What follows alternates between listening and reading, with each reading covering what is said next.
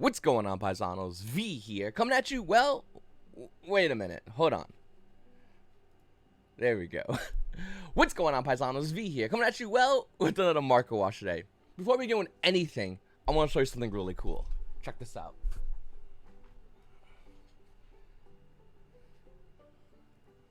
Look, it's Don Quixote. And that's a Yu-Gi-Oh! Regional whatever thing. But Don Quixote, how cool is that? Okay. I just want to show it to you guys because I thought it was really cool. And actually, it kind of flows into the video with Eldritch, which is actually kind of doing a lot of things right now. Right? Perfect. Before we go into any of that stuff, make sure to go ahead and check out my website, YGOPaisano.com. I got a lot of amazing field centers and tokens. These are selling out on the daily. Like every day, I'm selling more and more of these out. And replenishing stock is getting kind of hard because shipping's a pain. So I'm just throwing it out there. If you want to go ahead and grab one of these, go ahead and make sure to check out YGOPaisano.com. Grab them while they're still around. Because don't be surprised if these all say sell out eventually. Like, they just sell out really fast. They're absolutely gorgeous field centers and tokens. And if you want to check it out, once again, make sure to go to YGOPaisano.com. Really easy. All right. Also, peasants aren't allowed to buy this. We have a peasant check on the checkout. We don't let peasants buy this. All right. Going over to Power to Elements. We're gonna be talking about other stuff in this video, I promise you. But we have to start with Power to Elements, and here's why. Power to Elements basically brought us 3 tier 1 decks. Kinda, sorta, possibly, we'll explain it. Number 1 is going to obviously be Exorcist Sprites. Number 2 and number 3 is going to be, well, tier elements. Now, here's the thing about this.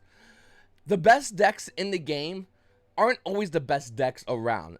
You know, you usually get a meta, like we'll talk about last meta, where Brandon was arguably the best deck for like a week until everyone realized, I'll just Mystic Mime that kid and just win the game. That's basically what happened at future events, where Mystic Mime became more of an issue, up until the point where even branded decks, before Power to Elements came out, were playing Mystic Mime. Like, it was insane.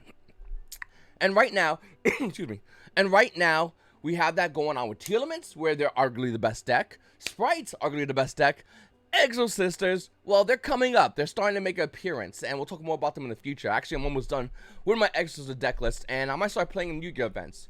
You know, I made an offer to everybody. If you make top 8, not 9th. 9th is the first loser in the Yu-Gi-Oh! Regionals. 8th, top 8? Now we're talking. Give a shout out to your boy V, but more importantly, everybody know that you can do it with, well, Exorcists. Nobody has done it yet. Think about that. Nobody. That's how many people have done top 8 with Exorcists at a regionals. And I know you might say, wait a minute, V, there's some people that might have done it, whatever. No. Clean slate starting today. Show me. Show everybody else. Exorcists can do it. But anyway, going back to what I was saying, some of the cards in Power to Elements are all over the place. Like, you see Ultimate Slayer, it's $50, and people are going, well, is it good? Is it not good? It's decent, but it's only some of the decks that need a single card engine. So, like, Flundery players can play Ultimate Slayer. A lot of players really can't play this card that well. And even though I think it's a great card, I'm going to be wrong, we have cards like Dark Rule No More, which is better than Ultimate Slayer. Like, I'm sorry, it just is. There are current circumstances that change whether it is or it isn't, it's good, it's not good. But for the most part, Ultimate Slayer, even though it's a great card, might not be the best card right now. Though I will say, it can be a better card as time goes on, i.e. we get a ban list. Alright? Something everyone forgets about is OTS packs. They're actually really important. And OTS Tournament Pack 19 is really important. And here's why. These have future value. But it's not always all these cards. Like Fallen Albas, Water Enchantress, Skill Drain, not all 3 of these cards might not be the big future value. One can. Absolutely. One of these absolutely can. So which one is it? Comment down below. Let me know. Seriously. Could it be Fallen Albas? Could it be Water Enchantress? Could it be Skill Drain? Like, one of these is definitely money. By the way, those Super Rare Caiuses, you save those. Those are absolutely a banger. I'm not even joking you. Like, you save your Super Rare Caiuses. That card's insane for alternative Yu-Gi-Oh! Formats. And if you don't have that card, you're going to be playing Primo Dollar for goofy-looking Caius. So get the good ones. Anyway, obviously it has Ultimate Rare, but they're insanely... It's dude, so much money. It's not even worth it. Like, people just mess up the market. All right. Skill Drain, Water Enchantress, Fallen Albas. Why am I talking about these cards? OTS Tournament Pack 19 has been out, and everyone has these. So why do you care? Answer's simple. Look at OTS Tournament Pack 1. Well, we have Master Hero Dark Lore. You're probably saying, V, Who cares? That card's expensive because hero players are just, they're just not people like us. They don't work in the same wavelengths. They're mole people. If mole people actually existed, they would all be playing heroes in the earth. Okay, you're right. You got me. OTS Horror Pack 1? Sure. OTS Horror Pack 2, Regeki. What's good with that? It's roughly around $100. Somehow Kuras is $52, if I read this correctly. Fog King's 20, which that's kind of on the value, but I'll talk about that in another video. Why are these cards worth money, you might say? Some people say, no, V, it's not worth a lot of money. Okay, look at OTS Horror Pack 19. Not worth a lot of money. Regeki, when it first came out, was money, and then it went down in value. Kuras was money, went down in value. Fog King was money, went down in value.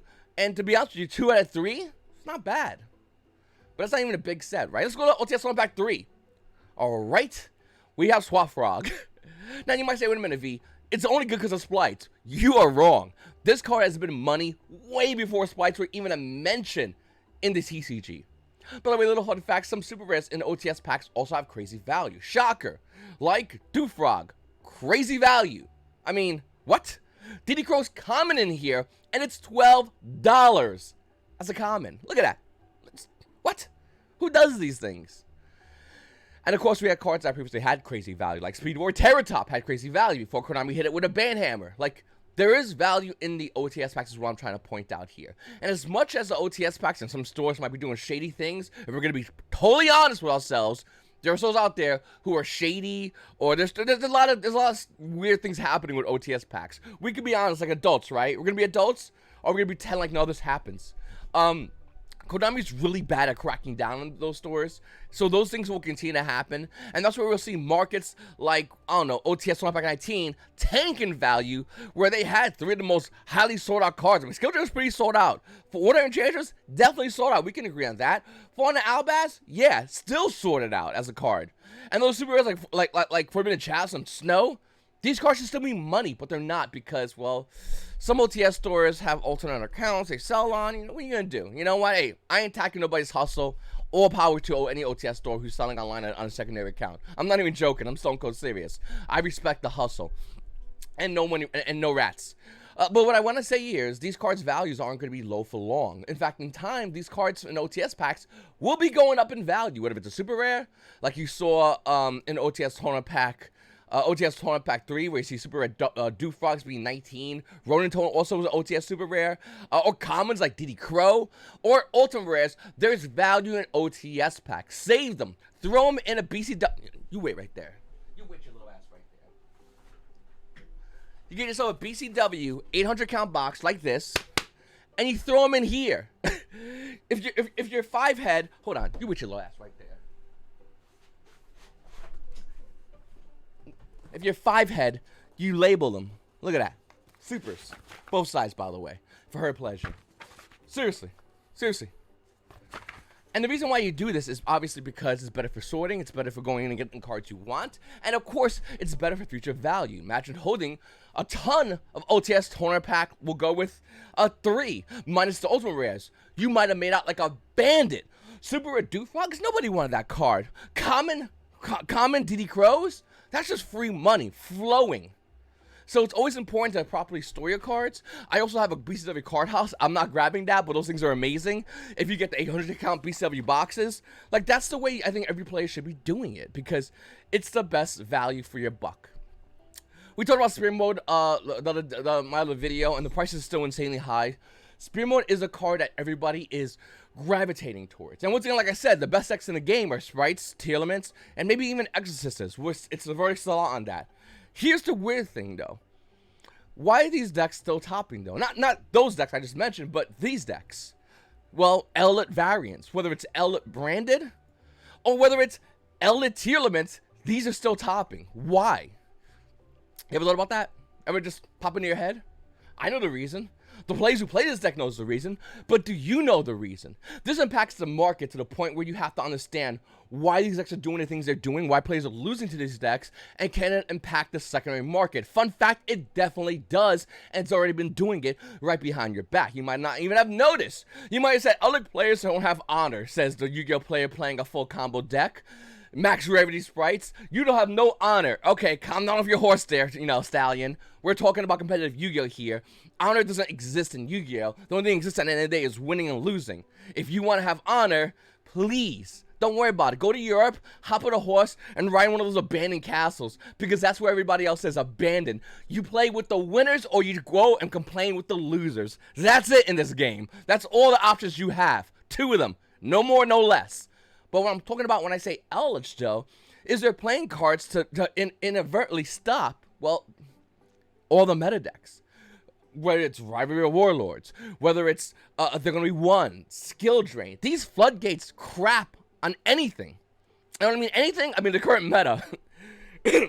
Whether it's a side deck, cards like Lava Golem. Once again, these are blowout cards. This guy's running Extravagance. He's like, I don't want to need Prosperity. I ain't going to buy that. I'm playing Eldritch. This guy did run Prosperity, though. But look what he's doing, though. He's also running the 1, Skill Drain. Ghost Match is another card that comes up that's really important as well. He's also running this card right over here. This card that people aren't really mentioning, but just activating and winning games against sprites. Deck Devastation Virus. This card's insane, and he's playing that as well. So let's go into it. Once again, Summon Limit's a phenomenal card, and whether you're playing sprites or playing against sprites, or if you're playing these decks, you're winning. Why? Because if you get hit with Dark Rule No More, don't worry about that. When you get older, you'll understand. When you get hit with Dark Rule No More, and you flip Summon Limit, your opponent just looks at you like a deer in the headlight. They go, what do I do? And you go, well, you're going to lose next turn. And that's what happens. If you're playing it in one of these decks, not only do you stop their turn, but you need to summon 1,000 times. You just need to bring out Golden Lord, Hakuero, a Conquistador, and that's it. You just look at them and you're like, you're going to die. And then you kill them. Listen, I think Summon Limit's a phenomenal card, and a lot of Yu-Gi-Oh players need to start gravitating towards it. Now, there's a bunch of rarities.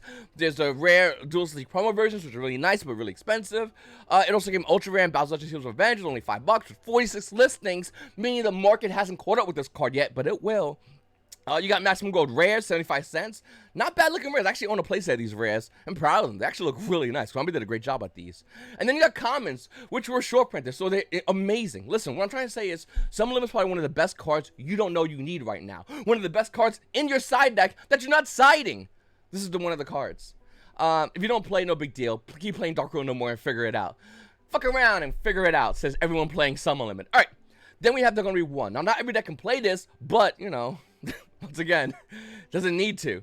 Some of them, They're Gonna Be 1's obviously the phenomenal card. It came out in Star Trek Albat Strike, so there's no excuse for you not to have this card and might want to consider playing it. Highest rated version comes out of Dual Devastator or the Super Rare Extreme Force. Both versions of the cards are under $1, and they are really good cards. So if your deck can run this card, think about it. Sprites, Tier Elements. Then you just activate the only 1. And what are they? The buy. Alright, and then we have Lava Golem. Once again, what's so good about these 2 decks is their emphasis on not caring about normal summoning. Yeah, you can still summon for the Albas, I guess. But if you're staring down Totally Awesome and the Sprite Link guy, whose name I already forgot, you got Lava Golem, you're going to walk right through them. And I think that's the most important thing for everyone to understand, is how good Lava Golem is. Now, Lava Golem has a ton of printings, from Speed Duel Pack 3, Dual Terminal, Cigarette for Honor Guardian, which is my favorite, original print first edition, it's my favorite. A lot of versions of this card. Even in Arsenal Chapter 1, if you want to act like you own Dual Terminal, but you don't, it's $250. Like, it's really good still. This card is highly, highly sought after right now if you don't need to dedicate to a normal summon. I think the coolest thing about Lava Golem is the fact that a lot of Yu-Gi-Oh players still don't understand that once you do this card on their side of the field, how screwed they actually are. Not because they're going to take out 1,000 life points in time, lols, but because everything they just did means nothing in the face of 1 card. So I'm going +1 against your board with 1 card, and then I have, if I went second, ideally, 5 cards in my hand just to smack you around. And once again, depending on the deck you play, those 5 cards are dangerous. Imagine one of those cards being branded Fusion. Imagine one of those cards being Primeval Planet Perlino. Like, those cards are insanely dangerous. You have one of those with Lava Golem, just put him to sleep. He's not waking up. All right. Then we have Ghost Match slash Rivalry Warlords. Both of these cards are obviously really good, and obviously a lot of Yu-Gi-Oh players don't understand the fact that when these flip up, you need to learn what attribute and type is immediately. Little fun fact, for a long while, I didn't know what those meant. I mean, I knew what they meant, but I didn't know which one, like, goes in, it was attribute or rivalry's type. I had zero idea until I started playing Altergeist, and then I had to learn what those mean, because Altergeist, you know, kind of matters. Listen. When I'm talking about when I say Ghost Match slash Rivalry, obviously is going to mitigate the current game state. Mitigating the current game state against a tier 1 deck at this current state in the game is huge. A lot of players don't know how to play around Ghost Match and Rivalry Warlords. And why am I talking about this in a market watch? You're like, V, talk about the cards. I want to make the money. I want to get paid. Idiot, I am. Let me explain. Obviously, you get super rare Ghost Matches. They're currently $5. Rivalry Warlords, they're probably worth a couple of shucks. Rival Firewall's $3. Like these cards are dirt cheap right now, and nobody's looking at these cards. And these are the kind of cards you want to grab. You want to need to have a playset of the Hidden Summoners, Rivalry Warlords, and Ghost Match, because nobody's looking at them right now. Only 54 listings, by the way, on Super Rare Rivalry. I believe it also came in a CR. I could be wrong. I thought it did, but it doesn't matter. You need to get yourselves these cards because nobody's looking at these right now. Nobody wants to talk about these right now, but these are the cards that people are going to be needing to go against the current meta. Just like Anti-Spell Fragrance recently got a CR update in Tactical Masters. It did, by the way. It was already leaked. Good job, Konami. A CR version of a Floodgate in Tactical Masters, meaning there's more than likely it's not going to get hit in the ban list, and we might be seeing other cards get that treatment. Why? Because they're going to be around, they mitigate the game state, and they allow the game state to be slower in against decks like Splites. Splites don't want to see turn 3, 4, and 5. They don't want to see those turns. They hate being in that game state. Those players start sweating around turn 3. Ideally, they want to end you turn 2, turn 1 lock you out so you could go into game 2. That's what they want. Tournaments kind of don't care as much, but isn't as good as a Brandon in the longer game states. Whereas tournament mills more, it's kind of not bad. But of course, if you mill all your bullets, as the game state goes on, you're going to have less turn 3, 4, and 5. Whereas Brandon kind of can reset. I'm not saying Brandon's better than tier limits, by the way. I think they're both amazing decks. All I'm trying to explain to you is why these decks are not good in the longer game states against floodgates like Rivalry Warlords and Ghost Match. Now, with that said, these cards are needed. Cards like number 1 goes Lava Golem. These cards are here to mitigate the current game state, and by doing so, takes those players playing sprites, playing tier limits, and brings them into game turn 3, 4, and 5. Where whatever deck you're playing, especially with something like one of these decks, like Eldritch, which doesn't care about turn 3, doesn't care about turn 5, it gets worried about around turn 8 when it's added these bullets. That's when it kind of cares. And by doing so, it's going to put those players in a better position to not only win, but lower the amount of available cards your opponent can play. Hey, if I have full Ella combo and it doesn't take much to get, you're not winning that game. The game's over. The only question is, how fast do I kill you?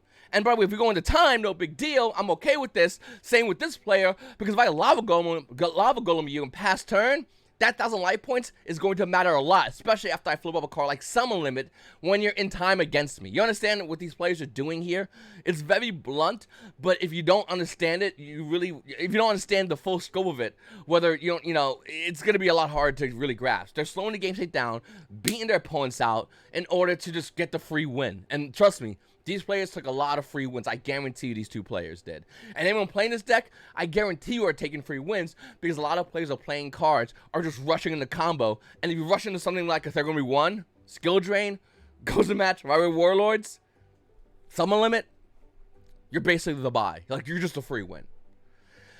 Hopefully I explained all that, and hopefully you understand why that applies to the market. Everything competitive Yu-Gi-Oh! Applies to the market. It's only a matter of breaking it down and figuring out why it applies to the market. And is it worth buying the cards? Is it worth still buying the cards? Is the hype died down yet?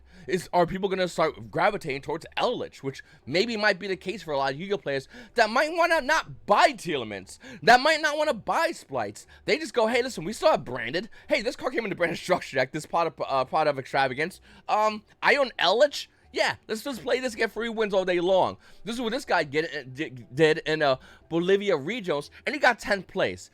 Listen, This is how it is. And I think a lot of Yu-Gi-Oh players are slowly understanding the fact that you don't need to play the best decks in the house. The most known decks, tier 1 decks, because they're just relatively new. You can play something like Flunderies. You can play something like the branded Eldritch, Tearlament Eldritch, whatever you want to do. And you can still win without playing the top tier decks. I know I just said Tearlament Eldritch, but think about branded Eldritch like you see right here. Think about Flunderies. These decks have been out for a while, but they're still getting wins. And they're getting wins because players aren't knowing how to play around floodgates. They're not playing it properly. Dark Rule No More is a joke compared to a skill drain in that current game state. Anyway, I hope you guys learned some stuff in this video. This is normally, once again, another great idea of how I break down the current meta and current competitive game state. It's very important for players to understand why you do this, because it does impact the secondary market, because more than likely players are not going to start buying these other cards, because who wants to buy an $80 Plant Planargino or $90 Sprite Blue when they go play these other decks and still smack those players around like a whore that owes them money? Like, it's not even fair. And looking at these decks, these current regional deck lists, we can get an idea into the TCG player marketplace, and that's where we thrive, where you make your smart buys and sells. Once again, I really appreciate you guys watching my videos. I'm going to be streaming hopefully soon. I have surgery next Wednesday, so probably next week, but a week after that, I'm looking to go back to a normal streaming schedule. I cannot wait. Can't wait. It's just a matter of when. It's stomach surgery. It's nothing too crazy. I could be that guy and be like, oh, it's because my penis is so big. It's penis reduction surgery because it's so big. No, but for real though, like, it's just some goofy little surgery. Once it's done, I'm gonna go back and we're gonna start playing some regular Yu-Gi-Oh! And I'm really excited to do that. I'm really excited to get back to remote dueling. I have my whole setup here. I finally got my lens fixed. I finally got my camera all working properly, and I'm excited. And hopefully you guys are as well. It's gonna be really fun. We're gonna be playing all these decks, whether it's gonna be Ellick, branded. Ellick Tearlaments. I am getting the Tearlament stuff. It's taking forever to ship.